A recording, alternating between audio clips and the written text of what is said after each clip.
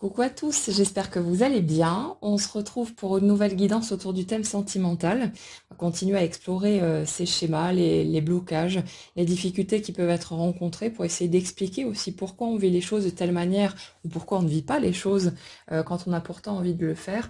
Je vais comme toujours m'appuyer aussi plus ou moins sur les énergies des personnes qui commentent les autres guidants. Donc si vous avez envie d'y participer, n'hésitez pas à mettre un petit mot, faire un petit coucou ou partager quelque chose par rapport à la guidance si vous en avez envie. Et puis ça me permet d'aller voir un peu d'autres scénarios, d'autres branches par rapport aux énergies qu'on peut aborder. Donc voilà, c'est un petit partage en plus. Et puis ça reste après du collectif, hein. Donc chacun va prendre ce qui pourra lui être utile, ce qui pourra lui parler par rapport à sa propre histoire, son propre cheminement. Et puis le reste, vous laissez tranquillement de côté et vous laissez la vie vous ramener les éléments dont vous avez besoin pour pouvoir continuer à aller dans ces étapes de guérison, de compréhension, etc. Jusqu'à pouvoir vivre ce que vous souhaitez. Alors aujourd'hui, je suis sur l'énergie d'une personne, je ressens pas mal de confusion. Comme si on avait quelqu'un qui avait fait tout un cheminement, tout un tas d'étapes pour essayer de se défaire de ses illusions, de trouver en fait une forme de vérité, de compréhension de comment ça marche, d'aller au cœur des choses en fait par rapport à ce domaine amoureux notamment, mais pas que. Euh, et on a l'impression de quelqu'un qui s'est tellement dépouillé en fait de tout un tas de croyances, de schémas, etc. euh, qu'on se retrouve avec une personne qui ne s'autorise plus à rêver en fait, par peur d'être dans l'illusion. Comme si cette personne cherchait de manière excessive par rapport à ce que je ressens,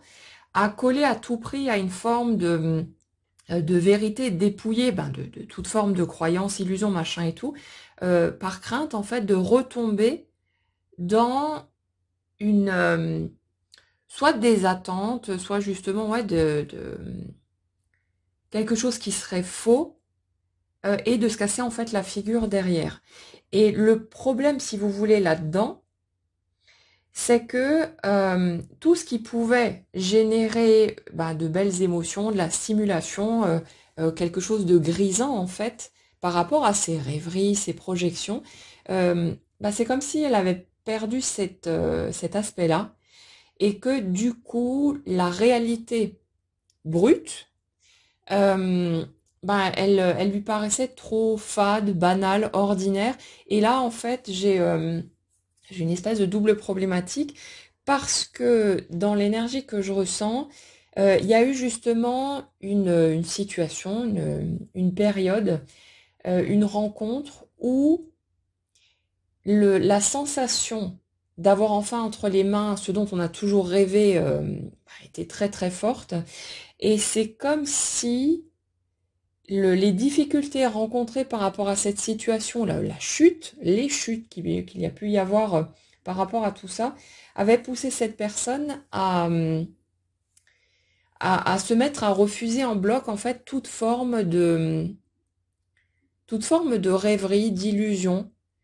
par crainte justement de retomber dans cette souffrance-là. Mais c'est comme si c'était allé trop loin. Alors, quand on démonte un schéma, quand on passe à une nouvelle étape, qu'on prend conscience de certaines choses, c'est tout à fait naturel en fait de partir un peu trop loin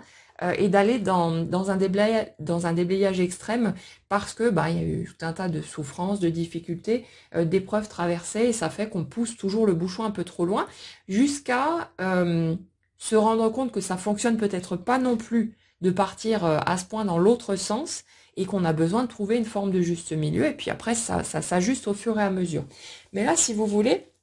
dans l'énergie que je ressens ici, on n'en est pas encore à ce stade d'ajustement. On est plus dans cette étape où on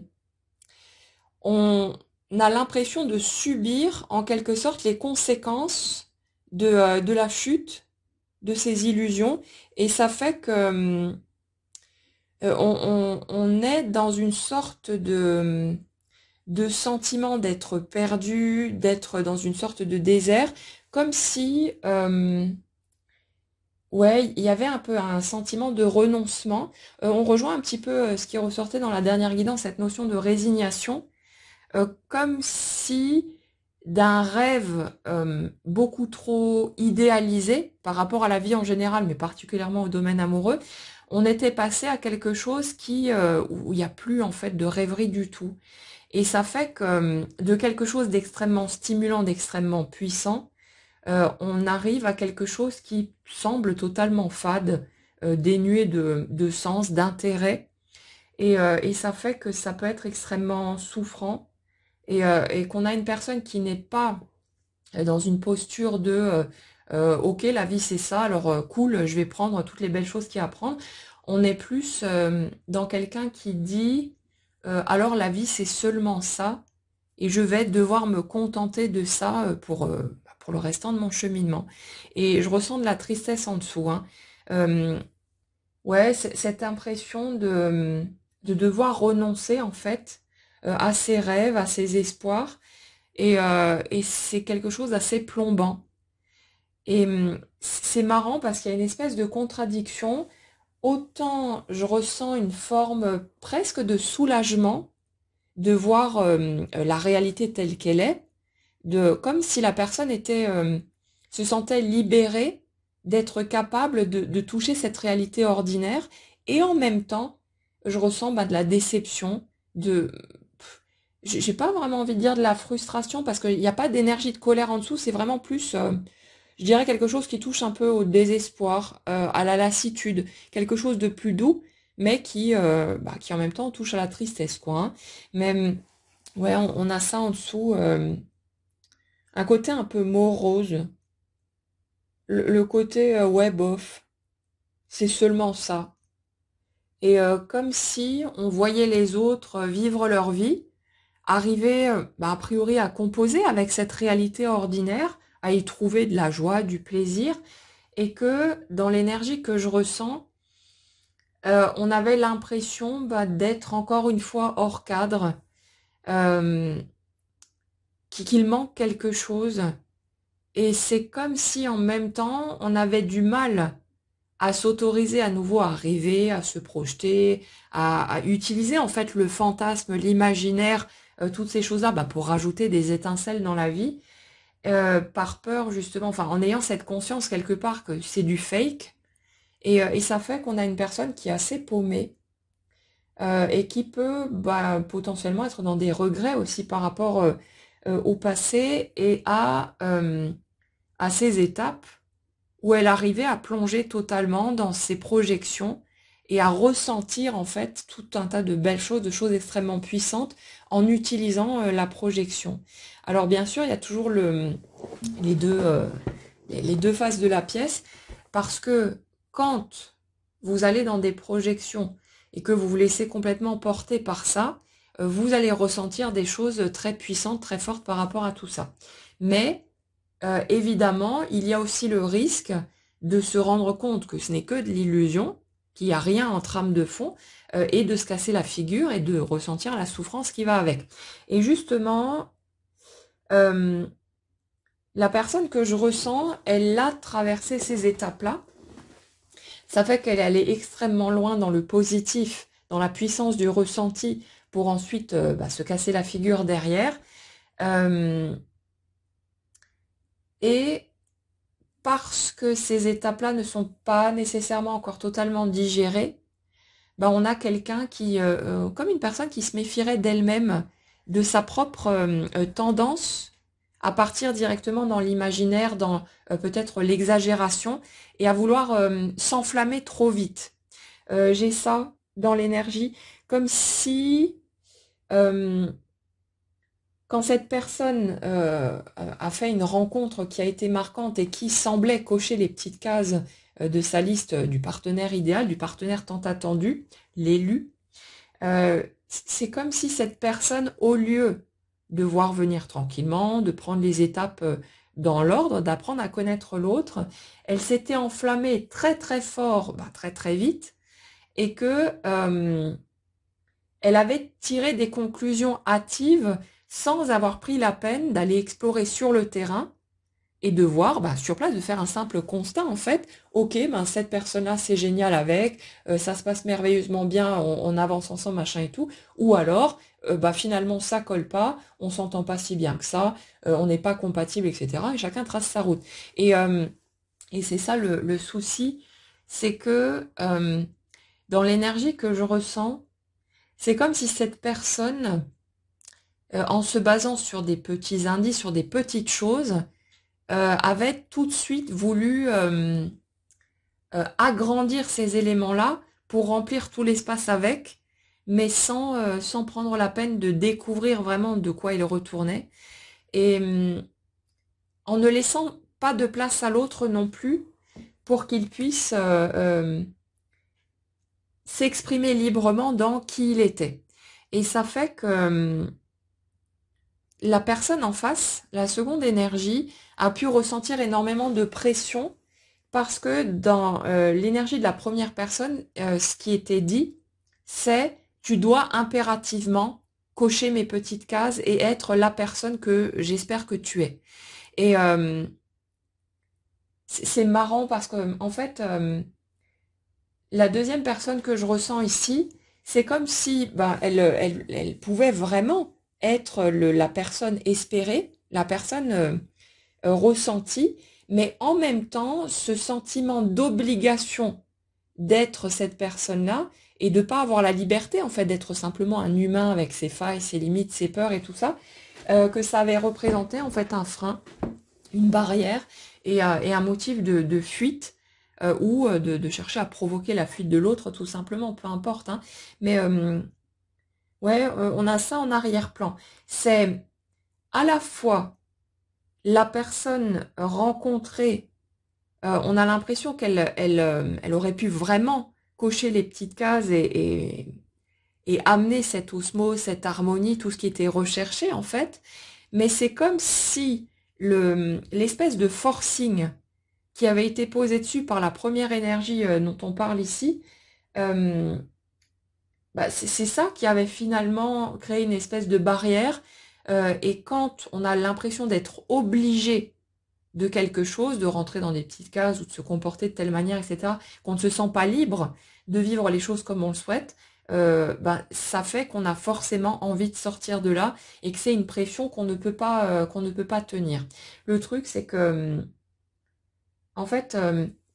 c'est comme si la première énergie avait finalement attendu de l'autre que cette personne n'incarne que les éléments arrangeants, agréables, positifs qui allaient coller avec son rêve. Mais le truc, c'est que l'autre en face, bah, comme la première énergie d'ailleurs, ce ne sont pas deux êtres qui sont totalement aboutis, qui ont déjà tout guéri, tout travaillé, machin et tout. Ce sont des humains qui, chacun avec son parcours, son histoire, ses casseroles, ses blessures, va forcément incarner une dualité. C'est-à-dire que aucun des deux et aucun d'entre nous, de façon générale, de toute façon, ne va pouvoir être tout le temps la version la plus merveilleuse de qui il est. On va forcément, en fonction bah, des interactions avec les autres, de ce qui va venir mettre en lumière nos blessures, ce qui va venir nous chatouiller là où on n'a pas encore reconnu certaines parts de nous, ça va forcément nous faire réagir. On réagit pas tous de la même manière, on a tous un tempérament qui nous est propre, hein, mais le truc c'est qu'on reste malgré tout des humains avec chacun nos points sensibles, avec chacun nos failles, nos morceaux pas encore reconnus, pas encore réparés, et inévitablement, en fonction des circonstances, il y a des facettes moins sympathiques de nous qui vont ressortir, et c'est tout à fait normal, et il n'y a pas à se sentir coupable ou mal par rapport à ça, ça s'appelle être un humain, et on est absolument tous pareils, y compris ceux qui se planquent derrière de gros masques et qui vont vous faire croire que non, non, eux, ils sont terminés, eux, ils ont tout compris, tout est guéri chez eux, grand esprit lumineux qu'ils sont. Hein. Donc non, non, ça c'est du fake, c'est les histoires qu'on se raconte. Parfois, les personnes peuvent être totalement convaincues de ça, mais on est des humains et on a vraiment besoin d'aller renouer avec cette partie-là et de se donner le droit, en fait, hein, de n'être pas qu'une seule version, mais de pouvoir incarner possiblement toutes les versions à la fois. Et en fait, dans ce que je ressens ici, le souci, c'est que pour la première énergie, il y avait eu tellement de déceptions, tellement d'attentes qui n'ont pas été comblées, tellement de souffrance qui a été ressentie par rapport au parcours qui a été vécu, que du coup, au moment où cette rencontre s'est faite, il y avait plus de, il y avait plus de capacité à encaisser une déception supplémentaire. Ça fait que l'énergie sur laquelle on est là, elle avait absolument besoin de se faire croire que ça allait forcément marcher, qu'il n'y aurait que les bons côtés. Elle ne pouvait pas accepter les aspects plus douloureux, plus difficiles et pas encore digérés. Et c'est comme si cette personne s'était en fait protégée d'aller rencontrer ses propres facettes moins reluisantes en cherchant à idéaliser l'autre, parce que si elle admettait que l'autre était la personne parfaite pour elle, zéro défaut, machin et tout, totalement accompli, c'est comme si la possibilité de se vendre à elle-même que ses blessures, ses failles, ses limites n'existaient pas, ben, ça restait accessible. Et en fait, c'est une façon de mettre du déni sur toutes les parties qu'on veut pas aller regarder chez nous, bah parce que ça vient forcément toucher des choses douloureuses, sauf que bah, ça peut pas fonctionner de cette manière-là. Et c'est ça en fait qu'il y a aussi derrière, c'est ce truc d'essayer de contourner sa propre humanité en cherchant à ne voir que les aspects positifs chez l'autre et en mettant aussi bah, forcément du déni sur les aspects peut-être moins sympas qu'on peut observer. Parce qu'on refuse d'aller les regarder chez soi. Sauf que, au moment où cette rencontre s'est faite, la première énergie que je ressens, elle était arrivée à un stade de saturation extrême dans sa manière de vouloir contrôler les choses, les circonstances, les autres, elle-même. Et ça fait que de rester enfermée dans ses illusions, c'était juste pas possible au niveau énergétique, ça n'aurait pas pu tenir. Hein. Et ça fait qu'en dessous, en fait, de ces tentatives de magouille, hein, il y avait un profond désir de faire tomber tous ces mécanismes-là qu'elle vivait comme quelque chose d'aliénant, en fait, d'enfermant, comme une prison. Et il y avait de toute façon en dessous le souhait, même s'il n'était pas reconnu, même s'il n'était pas conscient, mais il y avait ce souhait de faire tomber tout ça, de faire tomber ces mécanismes-là et de sortir une bonne fois pour toutes de cette prison. Et vous mettez tous ces souhaits imbriqués les uns dans les autres, et la vie est obligée de vous fournir de quoi aller dans ce sens. Et c'est pour ça aussi que les circonstances ont pu s'orchestrer comme elles l'ont été, pour chaque personne qui va se sentir se reconnaître en fait dans ce type de fonctionnement. Si ça a commencé à cafouiller, que vous avez vécu peut-être soit de la fuite de l'autre, ou alors des disputes, des conflits, ou que c'est vous qui avez fui par rapport à la situation, c'est pour que ça vienne toucher vos blessures et que ça vous oblige quelque part à aller vous confronter petit à petit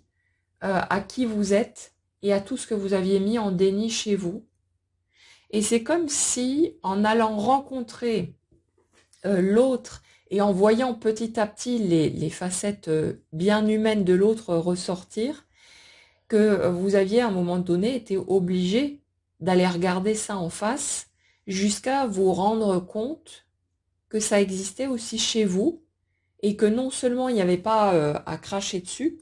mais qu'en plus c'était acceptable et digne d'être aimé. Et c'est comme s'il avait été totalement nécessaire, dans l'énergie en tout cas que je ressens là, de rencontrer tout ça à travers une autre personne, et une personne qui, de par ses caractéristiques, sa façon d'être et tout ce qui s'ensuit, euh, était en mesure de nous faire ressentir quelque chose d'aussi puissant, parce que s'il n'y avait pas eu ça, s'il n'y avait pas eu cette attraction aussi forte vis-à-vis de l'autre,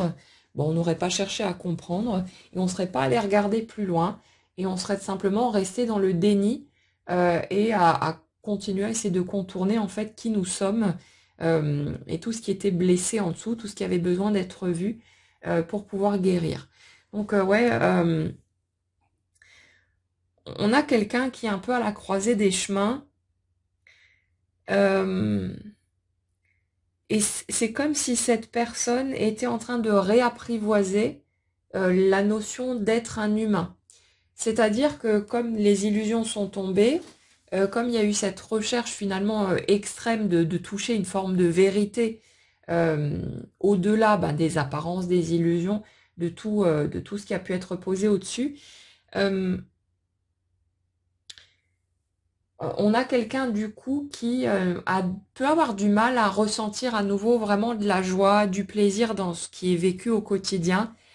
Quelqu'un qui a du mal à retrouver ses points de repère. C'est comme si tout était à réapprendre dans un monde qu'on connaît déjà, mais où la façon d'aborder les choses, de les ressentir, de les vivre, est complètement différente. Et c'est très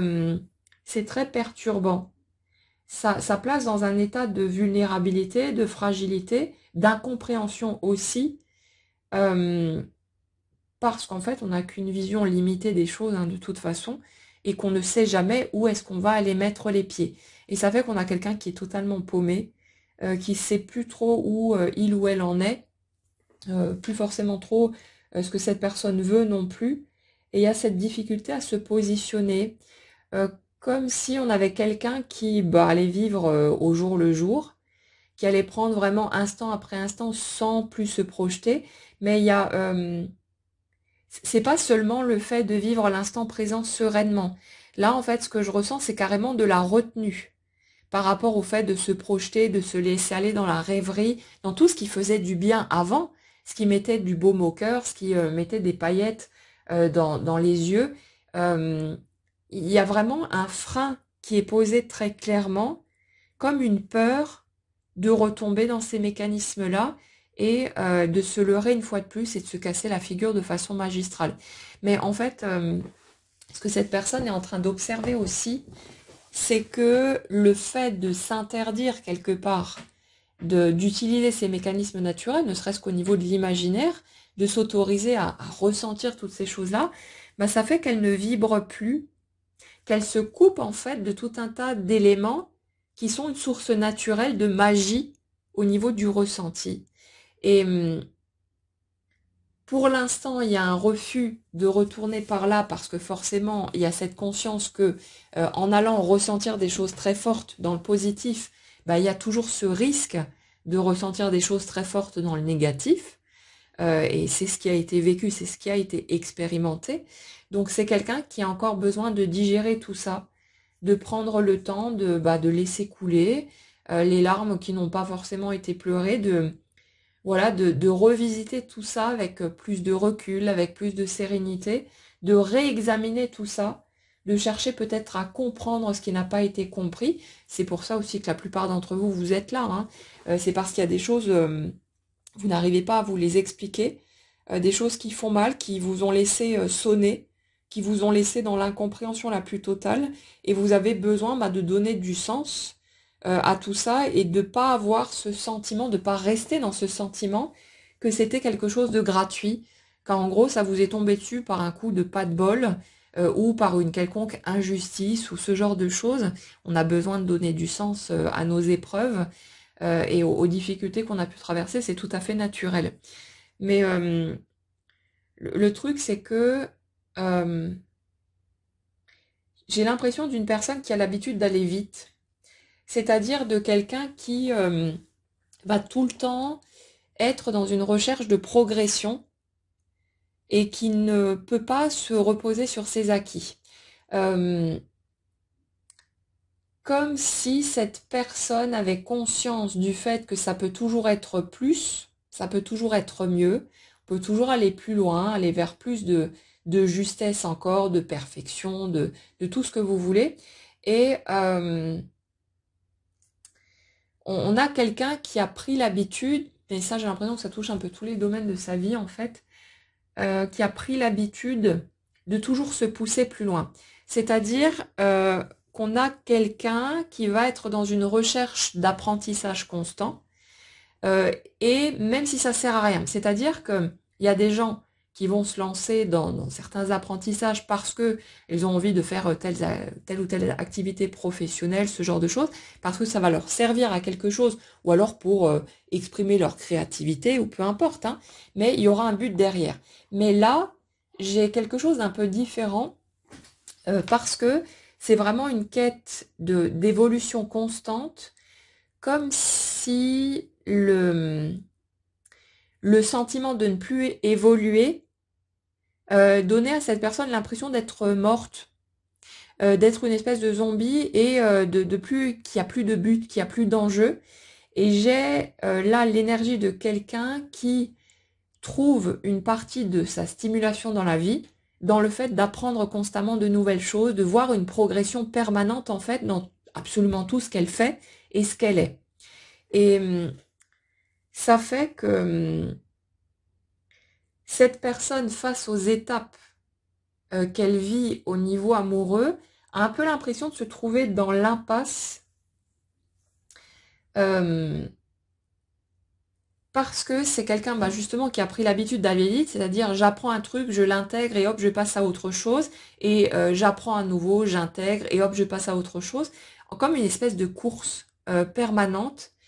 et quelqu'un qui avait l'habitude de toujours être en train de courir. Alors, en dessous de ce schéma-là, il y a quand même une recherche d'esquiver ses émotions, hein. C'est pas que du plaisir de l'apprentissage, il y a une tentative de fuite. Je cours en permanence, comme ça j'ai pas le temps de m'arrêter sur ce que je ressens et ce qui me fait mal, avec derrière toute une armée de vieux souvenirs, de moments difficiles, de tout ce qui n'a pas été digéré, qui court après comme si c'était un groupe de zombies qui voulaient la bouffer. En gros, on a vraiment cette sensation-là de je me dépêche d'aller de l'avant, de progresser, d'avancer, pour ne pas être rattrapé par la souffrance du passé. Et bon, c'est quelqu'un qui, forcément, à un moment donné, est bien obligé d'aller se confronter quand on est prêt, hein. Voilà, les étapes se présentent toujours quand c'est mûr, mais il y a ça aussi. Quoi qu'il en soit, dans ce mode de fonctionnement, dans cette façon de toujours vouloir aller vite, vite, vite, on a quelqu'un qui ne prend pas le temps de s'arrêter, ou qui ne l'a pas pris en tout cas pendant longtemps, pour vivre sa vie simplement et profiter de ce qui pouvait être là, avec cette espèce de conscience permanente que ça pourrait toujours être mieux, plus, etc. Et ça fait que dans le domaine amoureux, j'ai l'impression que cette personne, même quand elle a pu vivre des situations plutôt sympas, plutôt positives, elle restait sur une espèce d'insatisfaction, voire de frustration, ou même peut-être de souffrance,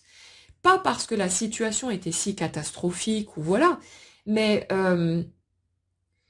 parce qu'elle avait conscience d'être limitée dans ce qu'elle pouvait expérimenter, ou même dans ce qu'elle pouvait exprimer d'elle-même. Et c'est comme si cette personne ne supportait pas de se sentir limitée. Vous voyez, c'est comme quelqu'un qui serait dans les démarrages de sa vie amoureuse, qui serait encore dans des mécanismes de dépendance affective toxique, de tout un tas de peurs, de je me plie en quatre pour l'autre, je m'oublie, je me sacrifie, etc. Et qui ressentirait à un certain niveau qu'une autre version du couple est possible, donc la version qui va être accessible quand on aura fait tout un tas de chemins, tout un tas d'étapes, qu'on aura guéri plein de blessures, et que là on sera capable d'aller dans le couple en étant plus mûr, en ayant une meilleure connaissance de soi, et tous ces trucs qui permettent après de vivre des choses de manière plus posée, plus sereine, et de pouvoir s'exprimer librement sans plus être dans la retenue, en se montrant tel que l'on est tout simplement. Et en fait, c'est rigolo, enfin rigolo pas dans le sens drôle hein, évidemment, mais c'est assez particulier à ressentir, parce que c'est comme si cette personne, dans les démarrages de sa vie amoureuse, ou dans des étapes en tout cas précédentes, avait déjà perçu clairement le genre de lien auquel elle pourrait avoir accès, mais en ayant cette conscience que ça existait vraiment dans son ressenti, c'est comme si elle avait été extrêmement frustrée et en souffrance de, de voir le décalage qui existait entre ce qui était expérimenté concrètement et donc qui était largement en dessous de ça, et ce qu'elle percevait comme une évidence en fait, comme existant réellement quelque part. Et forcément, quand on a cette perception des choses, on a qu'un tout petit morceau du puzzle, on comprend pas encore tout un tas de choses. La plupart du temps, quand on est dans nos débuts amoureux, on comprend pas l'implication qu'il y a entre l'intérieur et l'extérieur, le fait que tout part de nous. On se promène avec tout un tas de croyances sur le dos et on vit en fonction de ça. Et ça fait que pendant longtemps, on va penser que le problème, c'est le partenaire qu'on a choisi. Ah, si je ne vis pas ce que je ressens comme étant évident, comme étant accessible quelque part, c'est parce que j'ai fait un mauvais choix en matière de personne, c'est parce que je ne suis pas tombée sur le bon ou sur la bonne, et c'est à cause de ça. Et puis, forcément, on va répéter les mêmes scènes, puisqu'on ne fait que vivre ce qui part de notre énergie, donc tant qu'on ne comprend pas ce qu'il y a en dessous, on a besoin de revivre encore et encore les mêmes choses, et à un moment donné, on va se rendre compte, commencer à se poser des questions en fait. Mais comment ça se fait que je retombe systématiquement dans les mêmes scénarios, dans les mêmes schémas? Qu'est-ce qui se passe pour que je vive chaque fois des choses comme ça, alors que les personnes sont différentes, les circonstances le sont aussi, et que d'autres personnes, a priori, vivent des choses plus sympas. Donc comment ça se fait que je reste coincée là-dedans? Et on commence à s'interroger, à se remettre en question, et la vie étant obligée de nous donner ce qu'on demande, elle nous amène les éléments de réponse, mais progressivement, bien sûr, au rythme où on peut les absorber. Et souvent, on va se rendre compte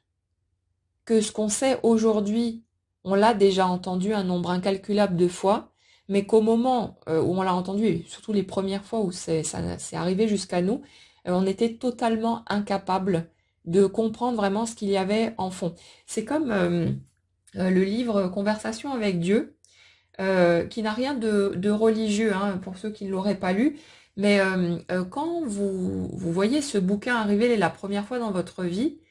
vous allez avoir des déclics, des prises de conscience, vous dire ah ouais, mais c'est comme ça finalement que ça marche. Vous allez percuter sur un certain nombre de choses. Mais quand vous allez au fur et à mesure de votre cheminement relire le bouquin, vous allez encore comprendre, vous allez avoir une autre lecture. Vous allez comprendre des choses encore de façon totalement différente. Et à chaque relecture au fil du temps, vous allez réentendre quelque chose de totalement nouveau que vous aviez pourtant déjà entendu une ou plusieurs fois, mais que vous ne pouviez pas comprendre de cette façon-là, parce que vous n'étiez pas prêt, parce que votre système de croyance à ce moment-là était très différent et beaucoup plus encombré que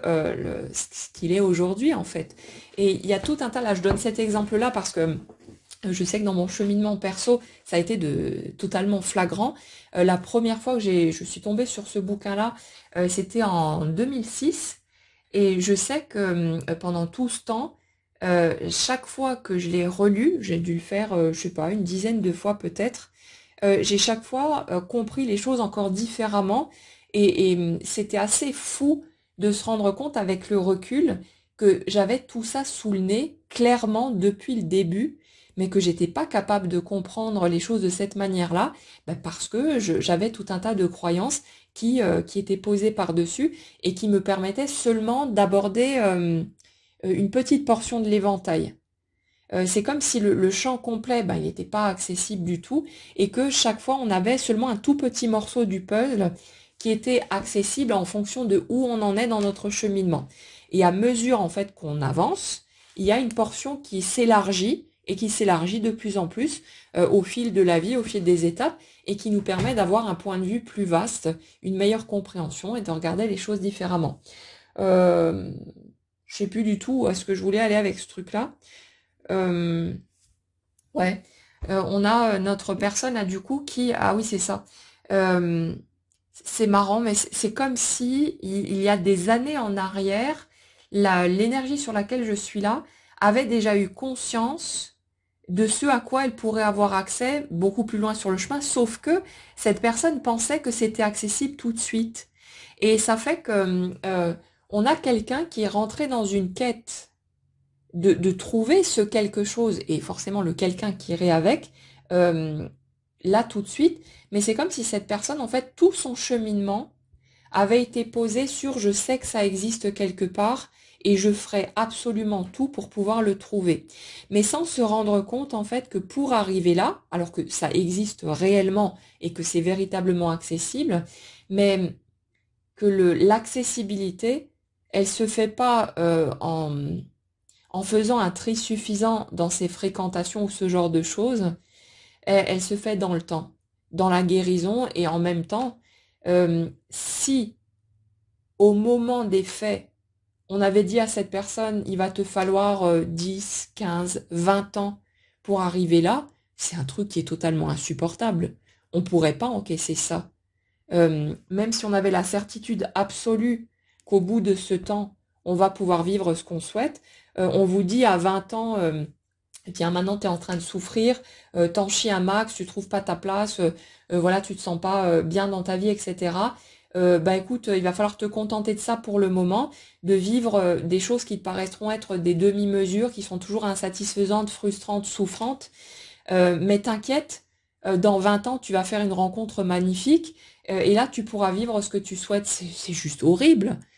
Surtout qu'à 20 ans, bah, 20 ans, c'est toute une vie, quoi. Donc, vous voyez un peu le truc. Et je suis vraiment sur ce sentiment-là, cette, euh, cette frustration extrême de pas pouvoir, par ses propres moyens, euh, déclencher l'arrivée, si vous voulez, de ce qui est perçu comme étant accessible quelque part, mais en n'ayant pas cette conscience, en fait, qu'il faut ce temps, qu'il y a besoin de traverser tout un tas d'étapes et qu'il y a forcément des épreuves qui vont être traversées tout au fil du cheminement pour pouvoir un jour arriver à cette étape, ce qu'on a toujours perçu, ce qu'on a toujours ressenti, mais voilà, sans pouvoir y aller directement. Et ça fait que la personne que je ressens, c'est comme si, en ayant eu conscience en fait très tôt de cette version du couple qui existe, qui existerait forcément quelque part sur son chemin, elle s'était mise en quête, mais vraiment très jeune, hein, c'est possible que cette personne ait commencé déjà en étant un enfant. C'est comme si ça avait été un absolu. Euh, Comme si ça avait été ouais, le Saint Graal, mais une quête de toujours en fait. C'est pas un objectif parmi tant d'autres, comme certaines personnes le vivent.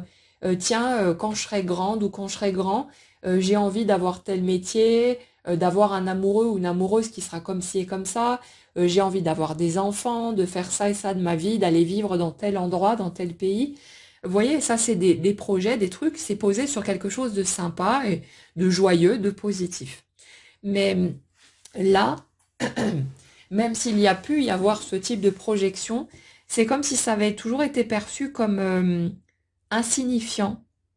à côté de cette quête amoureuse, comme si dès le départ, ou très jeune en tout cas, euh, cette quête d'amour inconditionnel avait été perçue comme un essentiel et comme en fait le seul élément qui avait vraiment une importance dans la vie. Et ça fait que cette personne, elle a toujours vécu avec des attentes très fortes, forcément, hein, parce que quand on place la barre au niveau de l'amour inconditionnel, bah voilà, hein, c'est le sommet du sommet. Et ça fait que à chaque fois que cette personne est entrée en relation, bah, inévitablement, comme elle se promenait avec son lot de croyances, de dévalorisation, de tout ce qui fait un humain, hein, elle s'est heurtée à une réalité ordinaire qui reflétait son propre système. Et ça fait qu'on a quelqu'un qui a eu l'impression de se manger des patates dans la tronche à répétition parce que j'ai vraiment l'impression de quelqu'un qui a débarqué dans la vie avec une innocence euh, très grande. Vous savez, comme même quand on devient adulte, qu'on garde toujours ce regard d'enfant. Après, on le trouve souvent hein, dans les mécanismes des personnes qui se reconnaissent dans l'hypersensibilité, dans cette façon particulière de fonctionner. Ben, il y a ce regard un peu à la fois naïf et en même temps extrêmement lucide. Et c'est ça qui est assez particulier aussi, parce qu'en même temps, c'est pas une naïveté bête, vous savez, c'est pas un truc je suis crédule, je crois tout et n'importe quoi. C'est le cœur pur, vous savez, le côté cœur d'enfant. Et c'est comme si la personne que je ressens là, elle avait grandi avec ce truc de pas pouvoir renoncer à cette idée qu'il y a du bon en chacun, euh, que, que les choses peuvent être différentes de ce qu'elles sont. Et ce côté, à la fois, je vois la dualité et les contradictions, mais en même temps, ce truc de toujours aller chercher le meilleur. Et en fait, ce que je ressens là, c'est pas une sorte de déni en mode tout le monde il est beau, tout le monde il est gentil, mais c'est un truc de savoir en fait que dans la méchanceté qui peut s'exprimer chez chacun d'entre nous, il y a en dessous de la souffrance et de la peur. C'est marrant, mais c'est comme si dans l'énergie que je ressens là, il y avait eu très tôt une capacité à regarder au-delà du masque. Et ça fait que c'est comme si cette personne, elle s'était sentie en dehors du mode de fonctionnement de cette planète parce que la manière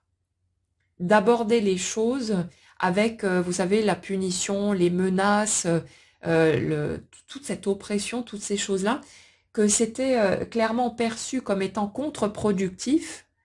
et que du coup, bah, forcément, confronté au monde dans lequel on vit, cette personne avait pu avoir beaucoup de mal à comprendre pourquoi les humains utilisaient les méthodes qui étaient utilisées, le chantage aussi, toutes ces choses-là, la manipulation, alors qu'en fait, il suffisait de regarder au-delà du masque pour voir que tout ce qui pouvait être puni, jugé, etc., c'était juste de l'humanité en dessous et qu'il n'y avait rien à juger là-dedans. Et ouais, j'ai l'impression de quelqu'un qui a énormément souffert de ça et aussi du fait que de l'extérieur, on venait constamment contredire sa façon de percevoir les choses. C'est-à-dire que là où cette personne pouvait exprimer son incompréhension, son sentiment d'injustice et sa façon très lucide de voir les choses, bah, les adultes autour allaient lui dire non, mais c'est pas comme ça que ça marche, c'est faux ce que tu ressens, arrête avec tes conneries. Et vous savez, chaque fois entraver en fait cette, cette clarté intérieure. Et ça fait que bah forcément, quand on est un enfant et que tous les adultes viennent vous dire que tu racontes n'importe quoi, que c'est pas juste, que c'est pas comme ça qu'on vit, c'est pas comme ça qu'on fait, etc. Bah forcément, au bout d'un moment, vous finissez par y croire et par bah, vous couper d'une partie de vous essentielle, de votre ressenti, de votre droit à regarder les choses avec votre façon particulière de regarder les choses. Et ça amène énormément de souffrance parce que d'un côté, parce qu'on a besoin d'affection, d'attention, d'amour et toutes ces choses-là, on va chercher à intégrer, à forcer en fait l'intégration de ce que les autres nous disent, tout en ressentant de façon extrêmement puissante que les autres ont tort et que c'est pas juste, que ce qu'on ressent est vrai, que ce qu'on ressent est cohérent. Et il y a, c'est comme si on vivait pendant des années dans ce déchirement permanent, avec à essayer de naviguer entre je tente de m'adapter à la société dans laquelle je vis, à l'entourage qui est le mien, parce que j'ai besoin de me sentir aimée, j'ai besoin de me sentir acceptée ou au minimum tolérée, parce que parfois on bouffe seulement des miettes tellement on se sent pas accepté du tout ou pas aimé dans ce qu'on vit. Après, bon, comme dit, on peut aller gratter plus loin et voir que chacun fait de son mieux et que même derrière les comportements pas très cool, il y a souvent, la plupart du temps en tout cas, il y a de l'amour derrière, sauf que c'est maladroit et c'est pas exprimé de la bonne façon. Mais bref, pour rester sur le ressenti de cette personne, il y a vraiment ce truc de je je me coupe de moi-même, je me trahis moi-même parce que j'ai un besoin vital et c'est littéral, hein, on a vraiment besoin de ces échanges énergétiques. Vous en avez peut-être déjà entendu parler d'une expérience à la con hein, qui a été faite, je sais plus quand, mais un truc plutôt barbare où on privait volontairement des nourrissons de tout contact physique pour voir ce que ça donne et où les nourrissons se laissaient mourir parce qu'ils ne recevaient pas cet échange en fait énergétique qu'on a naturellement, même si on n'est pas débordant d'affection ou je sais pas quoi. Mais le truc qui avait été vu là-dedans, c'est que même si on nourrit physiquement un enfant, qu'on lui donne à manger, qu'on le change, qu'on fait ce qu'il faut hein, pour qu'il soit en bonne santé, s'il n'y a pas tous les contacts qu'il y a derrière, s'il y a une privation au niveau sensoriel,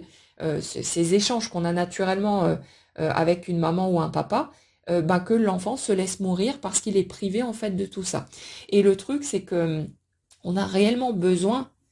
d'être en lien les uns avec les autres, même s'il y en a qui sont plus solitaires que d'autres, et voilà, après, en fonction de notre façon d'être, on va chacun avoir un certain seuil, si vous voulez, de besoin de connexion avec les autres, mais on en a besoin. On a besoin de ces échanges, on a besoin de partager, d'avoir des contacts avec les autres êtres vivants. Et dans l'énergie sur laquelle je suis là, on a vraiment l'impression de quelqu'un qui a été dans une forme de déchirement très fort et ressenti très tôt entre ce truc de si je veux survivre, je n'ai pas d'autre choix que d'essayer de me conformer au modèle que j'observe autour de moi parce que ma façon de regarder les choses n'est pas acceptable pour les personnes qui m'entourent, en tout cas pas à ce stade-là du cheminement. Donc c'est comme si ouais, c'est assez particulier parce que j'ai l'impression, vous savez, d'avoir un adulte dans le corps d'un enfant. Une lucidité extrêmement forte, mais comme tout petit, et à ce type de personnalité où, ouais, on a un mini-adulte. On a un gamin qui va avoir des comportements, même des attitudes, des paroles d'adulte, comme par mimétisme, mais c'est une recherche de se fondre dans la masse et d'être accepté pour pouvoir survivre et avoir le minimum syndical, on va dire, pour pouvoir bah, rester debout, quoi. Hein. Et le truc, c'est que quand on passe son temps à se battre contre sa nature véritable, bah forcément, ça déclenche de la souffrance parce qu'en plus, euh, on voit bien que en se tordant dans tous les sens, en n'étant pas soi-même, bah, on n'obtient pas quelque chose de beaucoup plus agréable et de beaucoup plus positif. Et même, il y a ce truc de quand je porte un masque pour tenter d'être accepté, quand les autres vont me donner leur approbation, leur attention, leur affection, bah, en fait, ça n'arrive pas jusqu'à nous parce que ça se heurte au masque qui est devant. Et parce qu'il y a une part de nous qui sait que la version qu'on montre, c'est pas vraiment nous. Et ça fait que quand les autres nous disent ah, quelle personne merveilleuse tu es, ben on ressent rien dedans parce qu'on sait que la personne qu'on montre, c'est pas véritablement nous. Et du coup, il y a pas, c'est pas viable. Et ça fait que pendant un certain temps, on va utiliser ce type de mécanisme pour se cacher derrière une façade parce qu'on a besoin d'obtenir cette attention de l'extérieur. Mais à un moment donné, on va commencer à ressentir, alors même si on n'est pas forcément en mesure de mettre des mots, mais on va commencer à ressentir qu'on est en train de bouffer des miettes et que ça fait des années qu'on se contente de ça. Et ça va à un moment donné devenir une source de souffrance, ça va devenir inacceptable et en même temps on a besoin que ce soit plus acceptable pour enfin s'autoriser, petit à petit, chacun à son rythme, à sortir de ces mécanismes-là et à faire tomber le masque. Et justement, dans la rencontre qui a été faite là, c'est comme si le côté parfait miroir vécu vis-à-vis de l'autre, avec une reconnaissance des mêmes blessures, de la même retenue à être soi, les mêmes mécanismes en fait en font. Euh, ouais, c'est comme si on avait eu l'impression de se regarder soi dans le corps d'un autre et avec ce sentiment de euh, enfin quelqu'un qui est capable de comprendre tout ce que j'ai traversé, tout ce que j'ai vécu. Et c'est ça aussi, au-delà des attentes amoureuses qui ont pu être déçues, et qui parfois n'étaient même pas posées sur du concret, hein. Parfois, il y a pas d'attente de souhait réel de former un couple, mais il y a une vraie connexion avec l'autre, parce que l'autre, en fait, c'est comme un autre nous. Et le truc, c'est que au-delà des attentes qui ont pu être déçues, qu'elles aient été fondées ou non, il y a ce truc d'avoir l'impression quand on s'éloigne de l'autre, ben, que cette possibilité de se sentir enfin compris et de trouver un point d'appui, un point de soutien, parce que la personne a vécu les mêmes choses que nous, même si ça a été à travers des étapes différentes. Mais quand ce truc-là s'effondre, quand l'autre disparaît, bah, il y a un sentiment comme d'être orphelin à nouveau. En fait, dans l'énergie que je ressens, c'est comme si la personne, même en ayant une famille, hein, en ayant un entourage, en ayant des personnes qui ont pris soin d'elle et ont fait tout ce qu'il faut techniquement parlant, que cette personne s'était toujours sentie seule au monde et orpheline finalement quelque part de ce qui aurait été sa véritable nature. Comme si elle avait eu le sentiment que sa famille terrestre, ben, quelque part, c'était pas sa vraie famille, parce que ces personnes-là ne fonctionnaient pas du tout comme elle, n'avaient pas du tout les mêmes compréhensions, la même vision des choses, et ne seraient jamais en fait en mesure de véritablement la comprendre. Et ça, c'est quelque chose ben, avec lequel on apprend à composer. On n'a pas trop le choix hein, pour pouvoir continuer à avancer, mais qu'on va souvent poser en déni, en tout cas pendant un certain temps, ben, parce que ça fait trop mal, ce sentiment d'appartenir à quelque chose de différent et de pas arriver à trouver ses marques, à trouver ses points de repère. Et quand, à un moment donné, vous rencontrez quelqu'un, que ce soit d'ailleurs dans le cadre amoureux ou pas, on s'en fout un peu, mais disons que les attentes amoureuses qui peuvent être posées dessus, ça ne fait qu'amplifier le sentiment. Quand vous finissez par rencontrer quelqu'un qui a ressenti exactement les mêmes choses que vous le captez, hein, que ce soit verbalisé ou non, c'est pas important, on le ressent au niveau de l'énergie. Une énergie miroir en fait, hein, euh, et quand vous vivez ça et que vous avez enfin ce sentiment d'avoir retrouvé, ben, comme un membre de votre famille finalement, hein, quelque chose que vous avez toujours recherché chez toutes les personnes que vous avez croisées dans votre vie, mais que vous trouvez enfin ça chez quelqu'un d'autre, bah forcément, vous vous y raccrochez comme à une bouée pour un noyé, pour quelqu'un en train de se noyer, vous y raccrochez de toutes vos forces, et évidemment que vous voulez que cette personne, elle fasse partie de votre vie, et que c'est un tel soulagement, un tel sentiment de libération que vous pouvez pas faire autrement que de foncer dans le tas et d'essayer d'agripper cette personne parce que c'est ce que vous avez cherché toute votre vie. Et le truc, c'est que la réparation, le sentiment d'être complet, il ne peut pas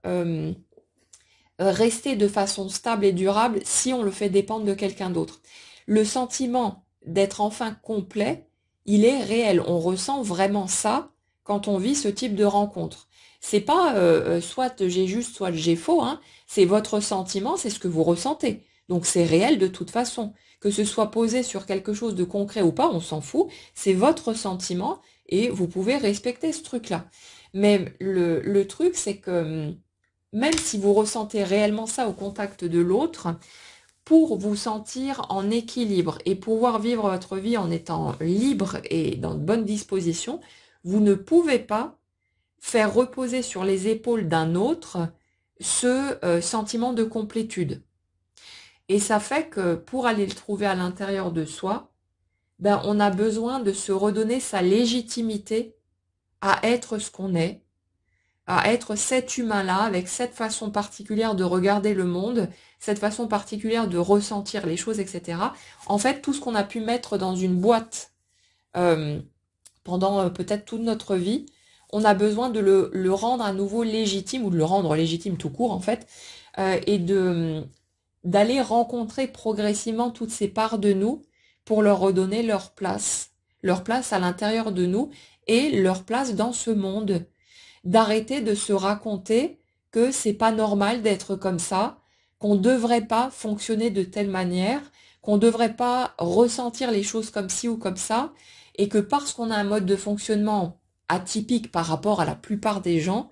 qu'on n'est pas légitime dans notre façon d'être et de ressentir les choses. Ben non, en fait. On a besoin de se rendre la place qui est la nôtre, et on n'est pas des étrangers arrivés là par hasard et qui ne devraient pas être là. On n'est pas des extraterrestres qui ont été largués comme ça sur la planète et puis hop, bah, les ciao, débrouillez-vous et bon courage, alors que les autres seraient légitimes et pas nous. C'est tous les humains de cette planète sont légitimes à être là. On est des humains et c'est pas parce que on ne fonctionne pas comme la grande majorité des gens qu'on n'a pas notre place et que c'est pas juste. Tout dans l'ensemble, si vous voulez, a sa place, son rôle, son morceau de partition à jouer, et le tout fonctionne dans une cohérence et dans quelque chose euh, qui est juste en fait. Mais le problème là-dedans, c'est que pendant des années, pour les personnes qui vont se reconnaître en tout cas là-dedans, vous avez avancé avec l'idée que vous n'étiez pas conforme, que c'était pas normal d'être comme ça, et que pour pouvoir vivre en paix dans ce monde, trouver le bonheur, trouver l'amour, que vous étiez censé renoncer à qui vous êtes, à votre manière spécifique de voir et de ressentir les choses pour pouvoir vous intégrer. Mais en fait, non. Et ce qu'il y a de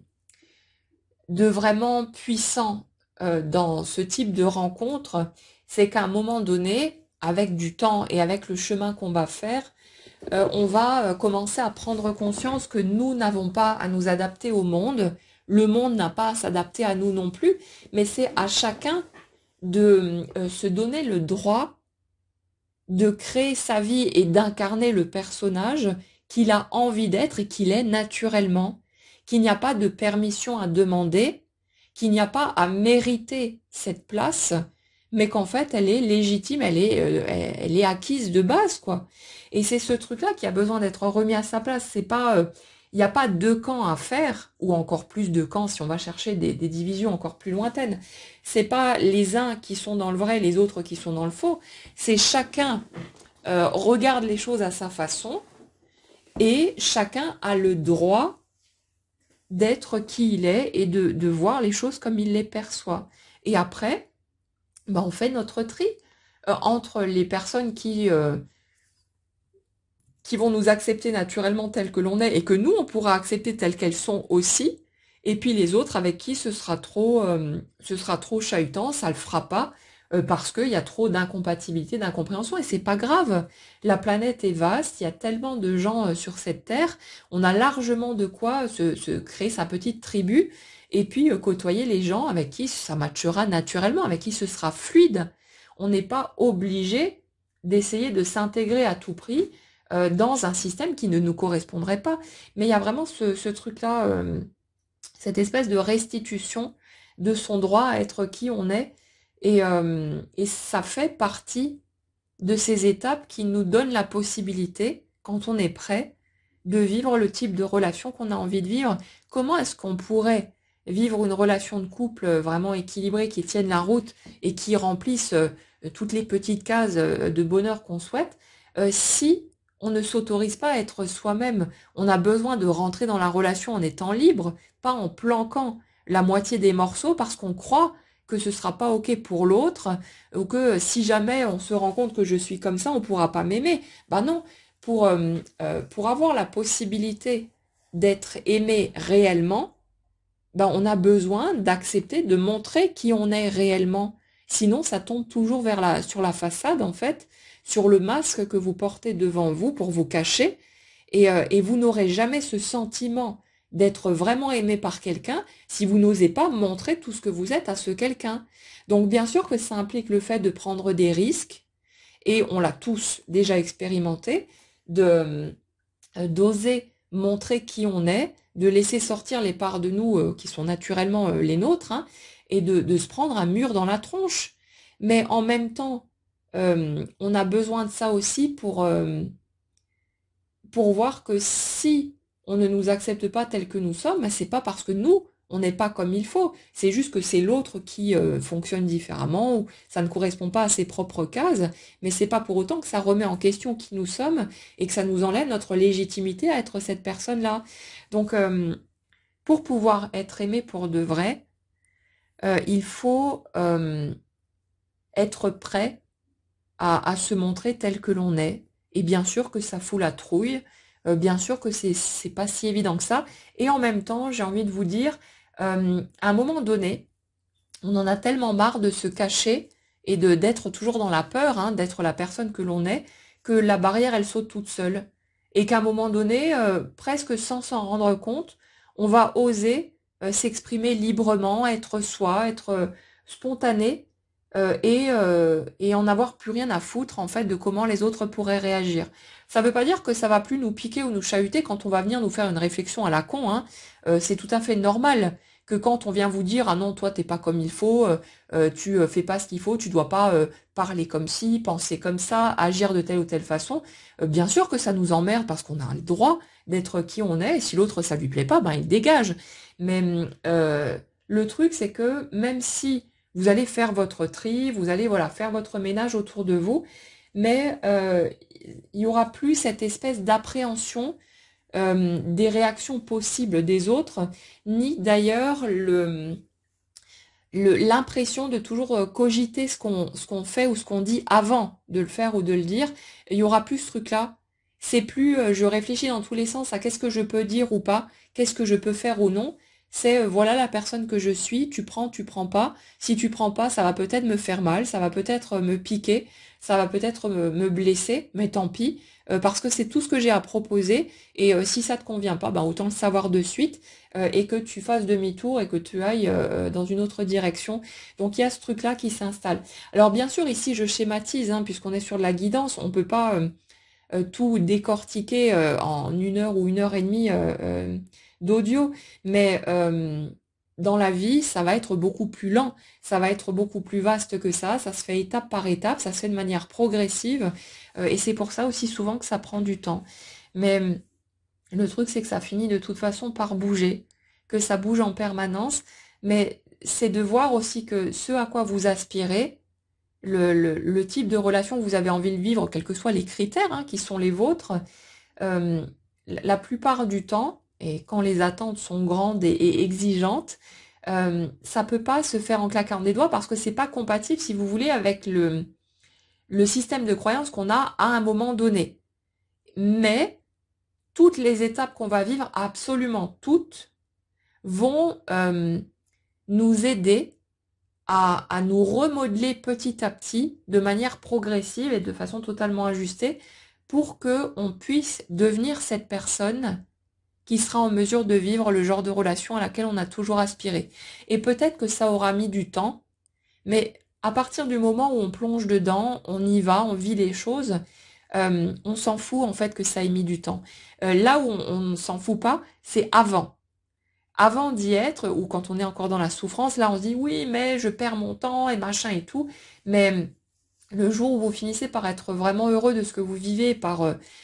trouver votre équilibre dans ce à quoi vous avez toujours aspiré, ça n'a plus aucune importance que ça ait mis du temps, et que ça a été lourd, que ça a été compliqué. La seule chose qui vous occupe à ce moment-là, c'est de profiter pleinement de ce que vous êtes en train de vivre. Et vous le constaterez par vous-même une fois que vous serez sur place de toute façon. Après, je sais très bien que c'est pas une consolation d'entendre ça avant d'y être. Mais c'est juste pour vous expliquer que tout se met en place pour que vous puissiez avancer vers ce que vous voulez et que même si c'est difficile, c'est vraiment en train de bouger en permanence pour que vous ayez la possibilité d'accéder à ce qui vous a toujours fait rêver. Donc le truc, c'est que vous n'avez pas besoin de renoncer à vos rêves. Vous avez juste peut-être besoin d'avancer un petit peu plus doucement. Et là, j'en reviens à ce schéma dont on parlait tout à l'heure, cette personne qui a toujours eu l'habitude d'aller vite, vite, vite, de vouloir progresser, comme si c'était une course, et comme si cette personne avait eu l'impression que si elle court suffisamment vite, que ça va cocher les petites cases, valider les étapes, et qu'elle pourra accéder plus rapidement à ce qu'elle pressent qu'il y a derrière. Mais en fait, non. Le truc, c'est que ça nous donne effectivement cette impression et on a besoin de courir et de vivre comme on le fait, hein, parce que ça nous occupe en fait pendant ce temps, ça nous permet de traverser les étapes et d'avoir l'impression d'avoir un but. Si on avance sans but et qu'on se dit bon ben de toute façon il faudra attendre machin, bah c'est pas motivant pour dessous, il n'y a plus aucun entrain, il n'y a plus rien derrière, c'est normal d'être en mode déprimé si on avance de cette manière-là. Donc on a besoin pendant un temps de croire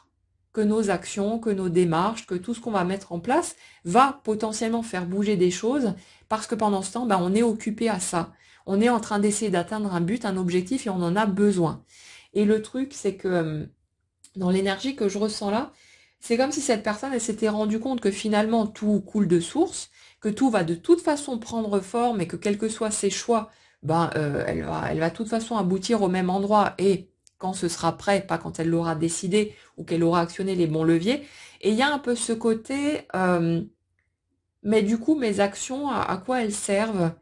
C'est devenu gratuit, c'est devenu des actions pour faire ce qu'on a envie de faire et plus des actions qui potentiellement pourraient décrocher le jackpot. Et ça fait que c'est comme si ça avait perdu un peu de sens, un peu d'intérêt parce qu'on savait que c'est des actions qui ne sont pas déterminantes en elles-mêmes et qui de toute façon vont nous emmener au même endroit. Mais même si ça peut être pendant un temps frustrant et une source, quelque part on perd ses points de repère, on perd son ancienne façon de fonctionner, le truc qu'on va y gagner, c'est que ces actions, elles vont devenir gratuites et que on va pouvoir commencer à faire des choix par envie, par plaisir, par stimulation, parce que c'est cool pour nous, et plus avec cette pression sur le dos, en se disant j'ai plutôt intérêt à faire le bon choix, parce que sinon je risque de passer à côté de ma vie. Donc ouais, il y a plus ce côté stimulant de ah peut-être que si je fais ce truc-là, je vais enfin vivre ce que je veux, avec toujours cette espèce de d'attente et ce côté grisant de se dire si ça se trouve, je vais poser telle ou telle action et derrière, ça y est, c'est le gros lot qui va tomber. Alors bien sûr que ça, c'est extrêmement stimulant pendant un certain temps, mais en même temps, à force de vivre déception sur déception et de voir que j'ai beau faire tout ce que je veux, ça ne force pas pour autant le passage pour que ce que je souhaite se matérialise directement, ben à force de vivre ça, ça devient une souffrance. Et quand ça devient trop souffrant de fonctionner comme ça, ben, il y a un nouveau schéma qui se met en place, une nouvelle bascule qui s'opère pour nous permettre d'avoir accès en fait à une nouvelle manière d'aborder les choses. Et c'est généralement comme ça qu'on arrive à ce type de discours que je suis en train de vous tenir et qui fait qu'à un moment on se rend compte que nos actions elles sont pas déterminantes, qu'on peut pas se tromper, mais que du coup on peut pas non plus forcer le passage et potentiellement actionner le bon levier qui va faire tomber les cadeaux de la machine. Mais il y a ce truc de d'être perdu pendant un temps, d'avoir l'impression un peu d'errer sans but et de d'être là, bah, attendre que ça nous tombe dessus, sans avoir finalement de pouvoir sur ce qui va prendre forme. Mais ce qu'on y gagne et ce qu'on commence à percevoir à un moment donné, c'est que justement, nos choix, ils sont libres et ils sont gratuits et qu'on peut réellement choisir par pur plaisir, par pur intérêt. euh, et que du coup, on a besoin en fait de redéfinir toute notre façon d'aborder la vie parce que c'est plus une tentative de calcul, de ce qui pourra me permettre d'obtenir ce que je souhaite, mais c'est un truc de, ok, maintenant dans ce cas, qu'est-ce que j'ai réellement envie de faire? Qu'est-ce qui m'amuse? Qu'est-ce qui me donne du plaisir, de l'enthousiasme? Qu'est-ce que je trouve drôle? Qu'est-ce qui est juste joyeux pour moi? Et ça fait qu'on a besoin d'aller regarder à nouveau tous nos codes, on a besoin de tout redéfinir, et c'est ça qui est assez perturbant. Mais le mécanisme sur lequel on est là, c'est vraiment comme une renaissance. Alors ouais, c'est pas évident du tout, et c'est frustrant, c'est pas évident parce on n'a pas de visibilité, on sait pas ce qui nous attend derrière tout ça, et pendant un temps, on a juste l'impression de d'errer en plein désert, qu'il se passe rien, ça bouge pas, j'arrive plus à ressentir de la joie, j'arrive plus à ressentir vraiment de stimulation, à me sentir portée, grisée par ce que je fais, et c'est très perturbant. Mais en même temps, il y a besoin que ces anciens modes de fonctionnement tombent pour que les nouveaux puissent arriver derrière, et ceux-là qui seront posés sur de la gratuité, sur juste le plaisir de faire les choses, l'envie d'expérimenter telle ou telle voie, et ça change tout. Et en même temps, bah, j'ai envie de vous dire aussi que cette bascule, cette transformation, elle est aussi nécessaire pour le couple, pour que le couple puisse être vécu selon nos aspirations réelles, parce que si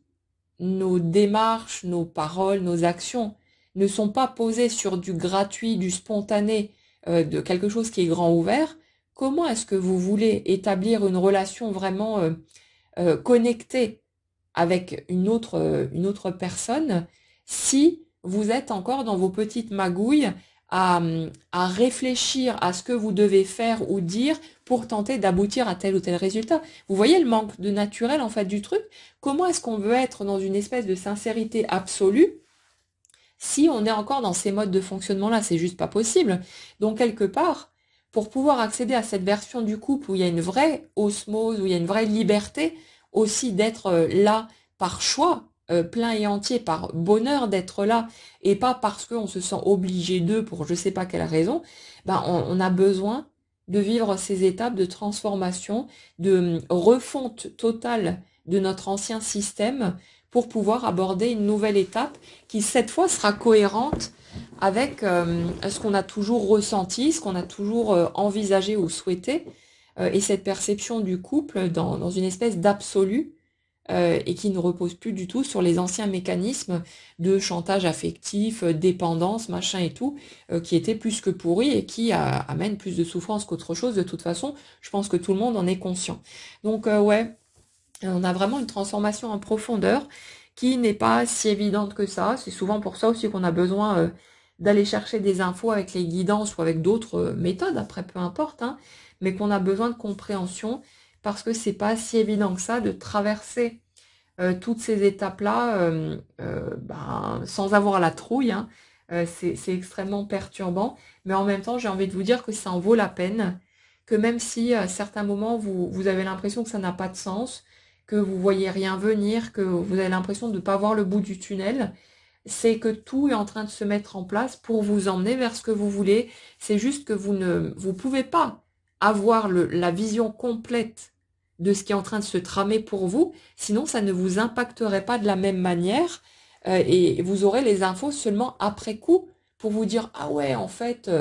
c'était parfait, ça s'est parfaitement goupillé, c'était vraiment ce dont j'avais le plus besoin, mais ça on le sait après. Et quand les infos arrivent, généralement quand on y a accès et qu'on percute dessus, c'est parce qu'on a déjà traversé ces étapes-là, et c'est juste une petite sucrerie qu'on nous donne pour combler notre envie, notre besoin de comprendre, de cogiter aussi, hein, d'avoir toute cette partie-là. Mais le mouvement, il est là de toute façon. Et si vous ne voyez pas ce qui se passe, que vous ne comprenez pas ce qui vous arrive, c'est parce que c'est nécessaire qu'il y ait ce voile posé dessus, parce que sinon ça ne vous toucherait pas de la même manière, ça ne vous ferait pas réagir de la même façon, et ça ne provoquerait pas tout ce que ça a provoqué chez vous. Et si on regarde un tout petit peu notre passé, avec un minimum d'honnêteté, les étapes souffrantes qu'on a pu vivre au niveau sentimental, on se rend bien compte aussi que même si on aurait préféré que ça se passe d'une manière plus douce, bah, si ça s'était pas produit de cette façon-là, à nous chahuter aussi fortement et à nous faire parfois nous effondrer au sol, jamais de la vie ça n'aurait bougé comme ça a bougé derrière, et jamais de la vie on aurait vécu toutes les étapes qui étaient totalement indispensables et nécessaires, et qui souvent, on le constate déjà, rendent notre quotidien beaucoup plus joyeux, beaucoup plus heureux. Donc bien sûr que c'est long, bien sûr que c'est pas évident, et que quand on nage en pleine souffrance, on ne peut pas regarder les choses de cette manière-là, c'est tout à fait normal. Mais gardez juste dans un coin de votre tête que tout est vraiment là pour vous, et pour vous permettre de vivre ce bel amour que vous avez toujours souhaité, que vous avez peut-être perçu comme l'énergie qu'on a décrite ici. Si vous avez toujours eu ce sentiment que ça existait pour de vrai, que c'était accessible, ne pensez pas que parce que vous avez fait une rencontre où vous vous êtes dit ça y est, c'est cette personne-là, ça y est, j'ai enfin trouvé ce que j'ai toujours cherché, et que derrière ça a cafouillé, que c'est quelque chose de définitif. Que ce soit avec cette personne que vous allez retrouver quand vous serez prêt, ou que ce soit une nouvelle rencontre qui se présente au moment où tout ça sera mûr, vous allez pouvoir vivre ce que vous souhaitez. C'est pas parce que là, vous avez vécu une déception en plus beaucoup plus forte que tout ce que vous aviez pu vivre avant, que ça marque votre vie de manière définitive. C'est pas, ne tirez pas de conclusions hâtives, mais voyez ça comme une étape,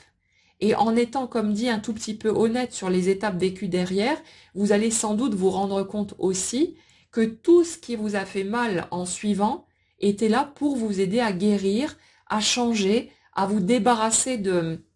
certains modes de fonctionnement qui vous pourrissaient la vie, à arrêter de rejeter toutes les parts de vous que vous laissiez de côté aux oubliettes avant, parce que vous pensiez qu'elles n'étaient pas dignes d'être aimées. Regardez tout ce que ça vous a apporté, regardez tout ce que ça a fait changer chez vous, et voyez que c'est une étape parmi tant d'autres qui est nécessaire pour que vous puissiez aller vivre ce que vous voulez. C'est pas parce que là vous avez eu l'impression de toucher enfin au but et que ça s'est effondré derrière que c'est une conclusion définitive. Vous ne savez pas de quoi sera fait demain, vous ne savez pas ce qui peut prendre forme, qui peut arriver ou revenir, et vous ne savez pas comment les choses vont se goupiller. Tout ce que vous pouvez faire, c'est prendre au fur et à mesure les étapes qui vont se présenter et voir ce que vous voulez faire de ça, faire en sorte de rendre votre quotidien aussi sympa que possible avec ce qui est déjà accessible et ce que vous pouvez actionner à votre niveau, mais gardez surtout en tête que c'est pas parce que vous aviez cru que ça y était enfin et que ça s'est cassé la gueule derrière, que ça veut forcément dire que ça n'existera jamais ou que vous n'arriverez jamais à vivre ce que vous souhaitez. Gardez espoir, gardez confiance,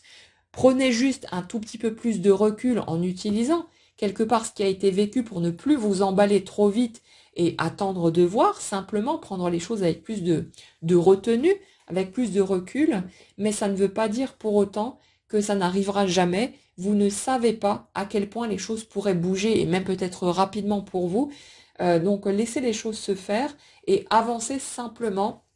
avec un petit peu plus de douceur, en laissant venir, en prenant les choses tranquillou, mais ne vous privez pas pour autant de rêver, de projeter, d'y croire. C'est juste que pendant un temps, on a besoin de mettre un holà là-dessus, parce que nos projections, notre rêverie, toutes ces choses-là, nous ont fait trop mal parce qu'il y avait ce décalage et qu'on s'attendait à ce que le ressenti fasse son apparition instantanément dans la matière. Vous allez ressentir un truc, vous allez vous dire ça y est, c'est la personne que j'ai toujours attendue, c'est la grande histoire, machin, c'est là. Et vous allez penser, forcément, c'est normal, que ça va prendre instantanément forme dans la matière. Et quand ça n'arrive pas, et c'est normal aussi parce qu'il y a tout un tas de choses qui ont besoin d'être vécues, qui ont besoin d'être guéries, etc.,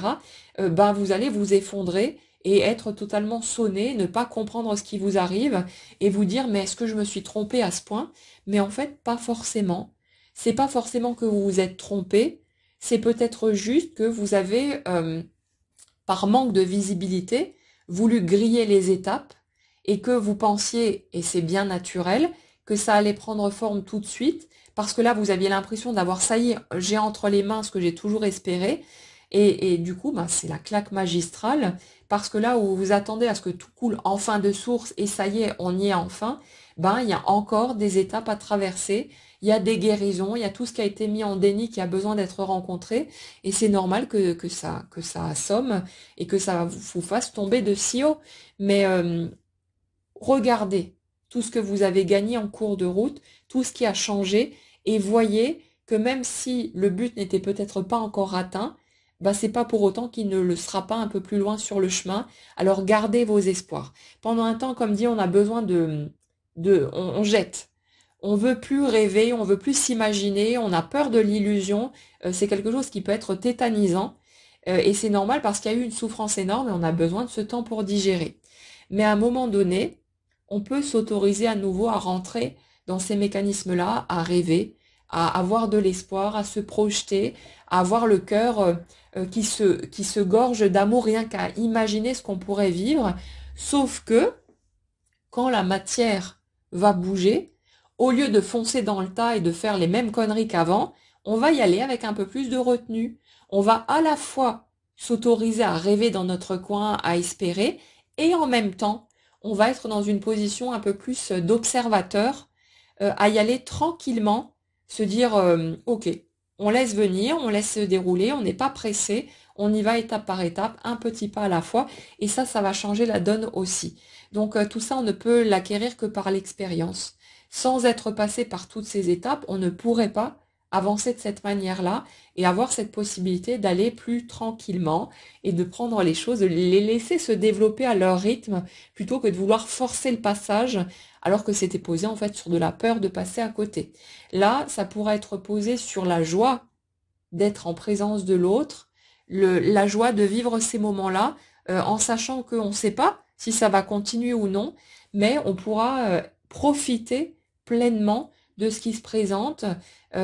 parce qu'il n'y a plus d'attente, parce qu'on a été suffisamment rincé pour ne plus rentrer dans ces trucs-là et ne plus vouloir aller vite, vite, vite, parce qu'en fait on est pété trouille à l'idée que ça s'arrête. Là, on va peut-être avoir peur que ça s'arrête, se dire ah j'aimerais bien que ça continue, mais au lieu d'être focalisé là-dessus et de quelque part gâcher son temps et son énergie à être focus sur ce qui pourrait éventuellement arriver de négatif,